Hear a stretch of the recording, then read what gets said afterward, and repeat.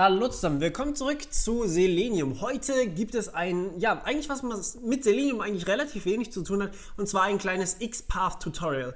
XPath ist Teil des Standards zu XML und XML, wie ihr wisst, ist die Version, auf der HTML basiert. Das heißt, HTML ist eigentlich spezielles XML, sozusagen sein eigener Doc-Type und so weiter und so fort. Wisst ihr mittlerweile höchstwahrscheinlich alles sowieso.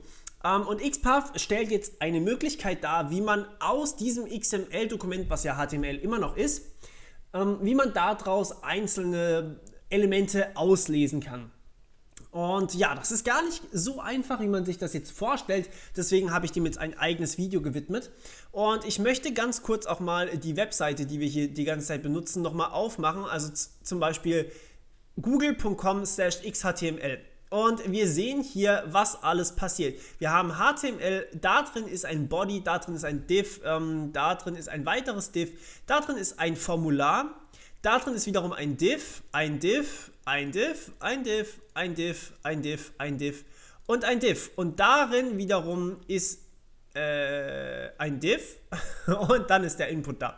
Und diesen Input, das ist das Feld, wo wir googeln wollen. Das wollen wir jetzt also rausfiltern. So, und jetzt gibt es drei Möglichkeiten. Und diese drei Möglichkeiten unterscheiden sich auf eine ganz dezente Art und Weise, nämlich eigentlich ziemlich krass. Wir fangen mit der ersten Möglichkeit an. Wir geben den absoluten Pfad, den absoluten X-Pfad, möchte man sagen, ein. Und zwar machen wir das so. Wir sagen HTML, wir sagen Body, wir sagen, so, jetzt weiß ich nicht mehr weiter. Und da liegt auch das große Problem daran, es ist unglaublich komplex. Ein Div, zwei und dann Form, also Div, Form, dann müssen wir wieder gucken, Div, 1, 2, 3, 4, 5, 6, 7, 8, 9 Input. Also 9 mal Div und ihr seht, wo dieses Problem hinführt. 2, 4, 6, 8, 9 Input. So, und jetzt probieren wir das Ganze mal aus. Ja, wir starten einfach mal. Wir sehen hier, und ja, ich habe mich sowieso schon vertan, weil ich hier hinten außerdem das drin habe. Okay, probieren wir es nochmal. So, wir haben gesehen, es hat funktioniert. Yay, wir haben gegoogelt. Ja, also es funktioniert natürlich, wie wir sehen konnten. Es gab keine Fehler. Achtet darauf, dass hinten immer kein Slash hin muss. Das letzte Element ist immer ohne Slash. Slash bedeutet sozusagen, wir gehen in das Element rein. Das heißt, mit Slash klappen wir sozusagen auf. Am Anfang steht immer ein Slash. Wenn wir kein Slash hinschreiben, dann gehen wir nicht mal in das Dokument rein. Sprich, dann haben wir das komplette Doc offen. Also wirklich hier, dieses Doc-Type ist dann sozusagen der Slash. Also quasi wir fangen an mit Slash. Das ist das komplette Doc-Type. Hier steht von hier bis da unten alles drin, inklusive dem HTML-Tag. Dann gehen wir sozusagen in HTML rein, gehen in Body rein, gehen ins Div rein und so weiter und so fort. Und so wird das ganze Ding dann halt natürlich immer aufgebaut. Und das ist ein bisschen komplex. Das macht auch nicht wirklich Spaß. Weil, ja, wenn jetzt hier auch nur ein einziges Mal ein neuer Div reinkommt, und ich meine, die Google-Seite hier, die ist jetzt eigentlich, also ich mach's mal ganz kurz weg, die Google-Seite sieht jetzt nicht so komplex aus, vor allem ist das ja das Formular. Hier sind 9 Divs drin. Gut, okay, also man muss auch sagen, Google übertreibt ein bisschen, aber wenn sich auch nur ein einziges von diesen Div hier verändert, zum Beispiel eins weniger, dann kriegen wir hier ein Problem. Sieht dann so aus, wenn wir das starten und ein Div zu wenig da ist, boom, stürzt alles ab. Unable to locate element. Und das ist natürlich nicht unbedingt das, was wir wollen. Deswegen ist das nur die erste Möglichkeit, wenn ihr eine sehr simple Website habt, den kompletten Pfad anzugeben. Die zweite Möglichkeit ist, das Ganze ein bisschen einfacher zu machen, und zwar über 2 Slashes. Und dann sozusagen über den Tag zu gehen. Das heißt, ich schnapp mir mein Inputfeld an der Stelle 1, ist es, glaube ich. Ich bin mir aber nicht ganz sicher. Es kann gut sein, dass es mir gleich um die Ohren fliegt. Ja, fliegt es. Genau. Okay, Element not visible. Machen wir mal 2. Ich glaube, 2 müsste es sein dann, aber wie viele Elemente haben wir denn noch, die nicht visible sind? Ja, ihr seht, was da das Problem ist. Dann kann ich auch einfach gleich über den Tag-Name gehen, weil die ganzen Elemente hier unsichtbar sind. Also wir haben sehr, sehr viele andere Inputfelder, die einfach gerade nicht sichtbar sind und die wir so benutzen können. Also ja, im Endeffekt haben wir hier sozusagen eine schwächere Variante von den Input-Tags, weil wir hier direkt angeben müssen, welches wir benutzen.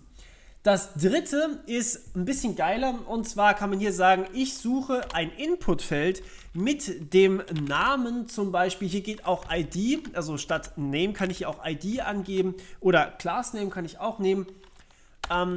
Ich möchte ein Inputfeld mit der ID ist gleich, und jetzt achtet darauf, dass ihr die einfachen Anführungsstriche nehmt, sonst beendet ihr den String hier wieder. Und zwar, ja, wie hieß das ganze Ding? Ich meine, nee, die ID weiß ich nicht mehr, den Namen weiß ich noch. Der Name war Q. Und wenn ich das jetzt hier ausführe, sehen wir, es funktioniert wunderbar. Das heißt, damit kann ich sozusagen alles auf einmal machen. Also ich kann über Find Element bei XPath sozusagen meine ganzen anderen Varianten kombinieren. Und das ist so ein bisschen der Trick dabei. In Find Element bei XPath kann ich halt sowohl nach Klasse als auch nach Tagnamen als auch den kompletten Pfad, und das ist halt wirklich neu, kann ich darüber selektieren. Ja, eigentlich ganz geil, aber wie gesagt, es kann auch ein bisschen komplexer werden. Und zwar, wenn ich jetzt zum Beispiel nicht nach einem Inputfeld suche, dann kann ich ja auch zum Beispiel sowas machen wie, ich möchte eine Form haben, dessen Input möchte ich haben und davon der Add-Name soll Q sein. Das funktioniert genauso. Schauen wir uns einfach direkt auch mal an. Boom. Und ja, Problem sehen wir auch direkt wieder. Hier schmiert es mir wieder ab. Ihr erinnert euch, innerhalb des Formulars waren noch insgesamt 9 Diffs, soweit ich weiß, ineinander geschachtelt, bis wir zum Input kommen. Das heißt, wir müssen hier dann tatsächlich auch wieder den vollständigen Pfad angeben. Das heißt, wir sagen, wir wollen ins Formular dessen Diff, Moment, jetzt muss ich zählen. 1, 2, 3, 4, 5, 6, 7, 8, 9, dessen Input, dessen Name soll Q sein. Ich glaube, das sollte so funktionieren. Nein. Habe ich mich wieder verzählt? Irgendwie sowas. Ja, also ihr seht auch hier wieder das Problem an der Sache, wenn man hier diesen kompletten Pfad angeben muss. Also ist auch nicht ganz so geil. Aber wenn man sich jetzt hier vernünftig drauf konzentrieren würde, dann wird es wahrscheinlich auch funktionieren. Ich kann aber auch hergehen und kann zum Beispiel sagen, ich möchte ein Formular haben. Also das geht. Ich kann zum Beispiel hier sagen, Formular mit der ID, und jetzt wird es Fiktion sozusagen, weil ich die IDs nicht habe. Formular mit der ID, mit der ID. ID will ich haben, und dann möchte ich weitergehen in dieses Formular rein und davon den Input an der Stelle, also der erste Input quasi, möchte ich haben und so weiter und so fort. Achtet bitte darauf, dass man hier mit 1 anfängt zu zählen. Das ist bei HTML, CSS meistens so üblich, auch wenn es ein bisschen ungewohnt ist. Also ich kann hier sozusagen auch noch meine Anfragen sozusagen schachteln. Das heißt, ich kann mir hier erstmal über die ID mein Formular holen und dann dessen Kind-Element Input an der Stelle 1, also mein erstes Inputfeld sozusagen. Oder ich kann natürlich auch hierher gehen und sagen diff, also ich möchte mir von dem Formular, dann möchte ich in das diff reingehen mit der ID gleich Box 2 oder sowas. Und dort drin befindet sich dann mein Input-Element, und das muss den Namen haben, ist gleich Q zum Beispiel. Also das jetzt nur als Beispiel. Das wird auf Google so nicht funktionieren, weil es diese Konstellation hier auch nicht gibt. Aber sowas kann man damit eben auch machen. Das ist ziemlich mächtig, und da muss ich sagen, ist es natürlich deutlich geiler, als wenn ich jetzt hier irgendwie direkt die ID angeben muss. Denn höchstwahrscheinlich werden Namen doppelt benutzt. Wenn ihr könnt, würde ich euch immer empfehlen, einfach direkt die ID zu verwenden. Also direkt quasi zu sagen, hey, ich hätte gerne den Input mit der ID XY. Und dann seid ihr good to go sozusagen. Dann müsst ihr euren Code nur anpassen, wenn sich die ID anpasst, und die ID kann man ja wohl drin lassen. Also das solltet ihr sowieso versuchen eben zu vermeiden, dass ihr hier die ID irgendwie verändert. Darauf basiert ja auch euer CSS und manchmal sogar das JavaScript und so weiter. Also ja, So, es geht noch ein bisschen weiter. Wir nehmen jetzt mal wieder das Beispiel des Inputs mit dem add-Name ist gleich Q. Und jetzt kann ich ja auch noch verschiedene Eigenschaften kombinieren. Das heißt, ich kann hier meine Suche noch ein bisschen besser spezifizieren. Ich kann sagen, okay, es gibt vielleicht 2 Inputs mit Name Q. Ich möchte aber, dass mein Input auch noch die ID ist gleich, keine Ahnung, XY ist. Das heißt, ich suche mir den Input mit dem Namen Q und mit der ID XY, also quasi beides. Da muss kein Komma oder sowas hin, sondern dann einfach hier nochmal die Klammer. Also das heißt, das hier liefert mir im Zweifelsfall auch eine Liste raus und damit kann ich mir sozusagen dann davon das Element nehmen, was darauf entspricht. Geht natürlich auch mit anderen Dingen, sowas wie Type ist gleich Button oder Text. Das geht natürlich genauso. Das sollte sogar auf Google, glaube ich, funktionieren. Wenn der Type gleich Text ist, der sollte sogar Text sein. Ja, wunderbar, funktioniert. Also ich kann sozusagen setzen, ich möchte das Inputfeld mit dem Namen Q und dem Typ, hier soll bitte Text rein müssen. Ich kann mir auch hier ein Passwortfeld raussuchen, das funktioniert natürlich genauso. Genau.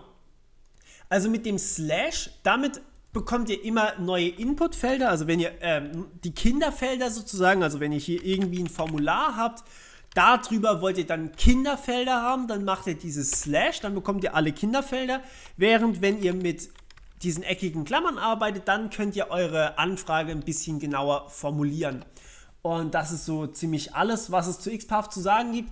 Ich glaube, das waren auch die wichtigsten Methoden und ich hoffe, ihr kommt damit ein bisschen zu Streich und könnt es auch hin und wieder sinnvoll verwenden. Vor allem diese Schreibweise hier finde ich besonders spannend und nützlich, weil man dann natürlich gleich direkt 2 Sachen angeben kann. Was man jetzt bei Find Element, bei ID oder bei Name oder sowas, kann ich das natürlich nicht machen. Okay, wunderbar. Dann war es das von meiner Seite schon wieder. Wir hören uns beim nächsten Mal. Bis dann. Ciao.